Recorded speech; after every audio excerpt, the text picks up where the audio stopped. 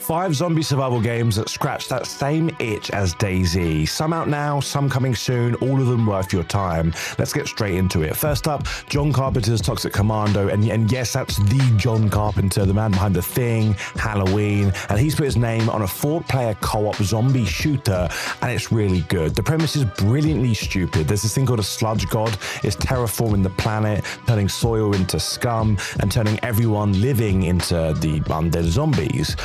With 3 mates, we are the Toxic Commandos. So we are basically the cheapest mercenaries anyone could afford, and our job is to basically go in and fight the sludge god and figure out what's going on. Now, what works really well here is the gameplay. It's tight, it's fast, it's brutal. There's a class system that we can pick up, the play style that fits you. There's full vehicle combat and cars we can customize. We can all drive the same vehicle. We can all sit there and man the guns, weapon mods, character skins. But what I really like is that it leans really hard into that 80s cheese, that buddy movie vibe, over the top horror, and it's got a wicked synth soundtrack as well. It's the amount of zombies on the screen at one time is really, really fun, and it feels to me what I would imagine as Call of Duty Zombies would, a modern day version of that. It's the kind of game that's going to, built with, sitting back with your mates, taking out some zombies and calling it a day, that kind of thing. It dropped on March the 12th, 2026 on Steam,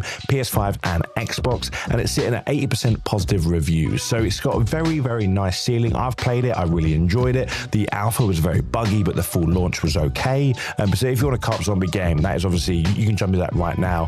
This next one is really cool. This is Save Birmingham. It's one of the most unique zombie games I've ever seen, and because it's not set in some post-apocalyptic big town city. It's set in 14th century Birmingham, England. Now, I've been to Birmingham. I'm not a fan. Happy to not go back there in person, but in game, I'm not mad about it because this game will drag me there. We play as the last person alive in a recreated medieval market town that's been overrun by an undead plague. There's no guns, there's no modern medicine, there's no cars. It's just us and our wits and whatever we can craft from kind of what's lying around. The developers have gone deep in the historical detail, so this is a properly researched 1359 Birmingham with zombies everywhere. But one thing that really gets me is the physics system. We can stack furniture against doors to actually barricade them. We can lure zombies into environmental hazards to kind of trip them up, make them fall over, and we can hit a bunch of zombies with a bunch of different things. It looks really good, but we can even, there's a bit in the trailer where the person's climbing over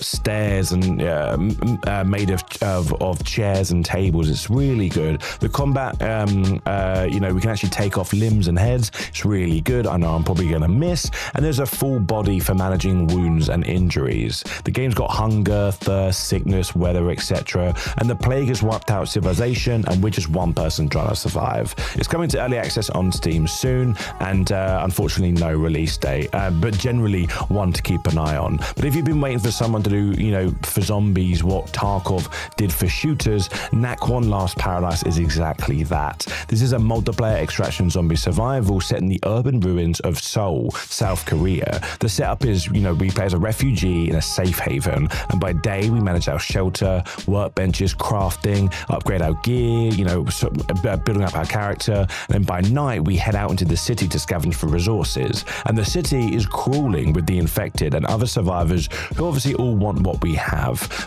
Trust no one is pretty much the core mechanic of this game. We can hide, we can run, we can betray, we can even cooperate as well. So every other player you see in the city will be the difference between, getting back to your homestead alive or not making it back at all. The game's got PvP, VE as well, but obviously it's all built around zombies instead of soldiers as well. And the detail in this game is mad. There are 14 real landmarks that we can check out, 110 skill traits, 60 melee weapons, full character customization, a last stand system that triggers when our HP hits 0. It has been in closed alpha for a while, and the full release has unfortunately been pushed to next year, 2027, but this one's going to be massive when it lands. But here is is one that is properly under the radar. Someone mentioned this to me on my TikTok, I think it was, in the comments, and I've been in love with this game since. This is SurrounDead, and the story behind this game is really good. It was made in 2022 by a single developer, and then for nearly 3 years it sat with about 200 average players.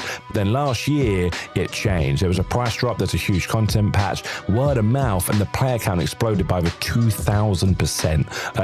It went from being completely overlooked to one of the most loved indie zombie games on Steam, and once you see it, you can understand why. It's an open world, low poly zombie survival that takes place 5 years after the virus destroyed civilization. We scavenge, we fight zombies and hostile human survivors, we manage vehicles, find guns, melee weapons, clothing, all that kind of stuff, and we can trade with survivors at hideouts and safe zones, you know, if there's one bit of gear that we actually really need. The thing that makes this work though is kind of how customizable it is. It kind of reminds me a lot of Project Zomboid. We can tweak almost anything before we start: zombie strength, resource, any kind of setting that we want to change, and we can build these kind of zombie world that we want. This is sitting at 91% positive on Steam, over 14,000 reviews. It's £10 on Steam. It's often on a sale, and it's probably the closest thing I found to scratching that kind of DayZ itch.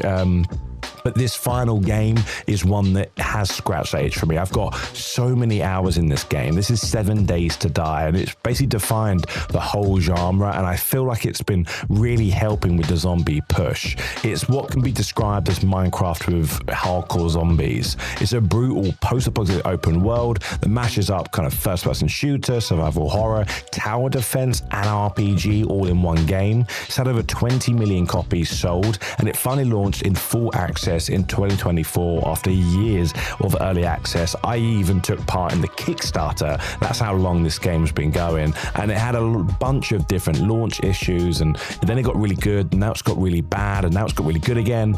But listen, every 7 days a blood moon horde of zombies will descend onto our base, so we spend the entire week scavenging, building, upgrading, fortifying, getting ready for that 7th night, and then obviously everything we've built gets tested. If we survive it, we then do another 7 days. It gets harder and harder. There is a map that you can play on that's been built by the developers. It's got over 700 locations, and there is also a map generator that just spawns a random map every time. There's 60 different zombies. You got your crafting, your mining, your farming, your hunting, vehicles that you can build and kind of ride with friends. There's 8 players, co-op, multiplayer, and there's even online PvP as well. It looks really good, and they've just announced that they're going to be doing even more content for the next year. So if you somehow haven't played this, it's probably what I would say is the zombie game to play.